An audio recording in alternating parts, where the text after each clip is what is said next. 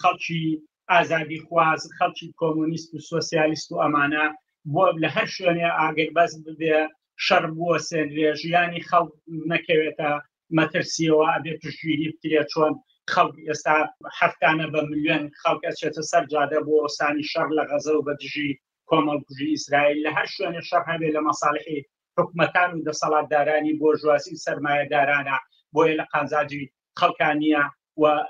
خەڵک ئەبێ پشتگیری پرۆسەیە بکا کە بچێتە پێشەوە ئەگەر چی سیاسەتی جۆراجۆر و مەسلحەتی ئێستا ئەمریکا و رووسیا و ناتۆ ئەمانەی لە پشتەوەیە بەڵام بە هەر دەرەجەیە وەستانی ئەو شەڕە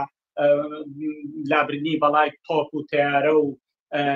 درۆن بەسەر سەری خەڵکەوە بووە سێکارێکی زۆر باشە بەڵام خەڵک ئەوەی لا ڕوون بێ کامە لە چوارچێوەی سیاسەتی ئەمریکا و رووسیا لە دنیای دوو قوتبیە ئەچێتە پێشەوە بۆ تەقسیمکردنەوە سەر لەنێ جیهان دەستیەکە ڕەنگە ئەم پرۆسەیەش زۆر درێژ بکەینێ هەروەکو لە جەنگی جیهانی دووەمە بەدوایە ئەو وڵاتانە دانیشتن لە پرۆسەیەکی دوور و درێژە بۆ تەقسیمکردنەوەی دنیا لە بینی خۆیانە و بۆیە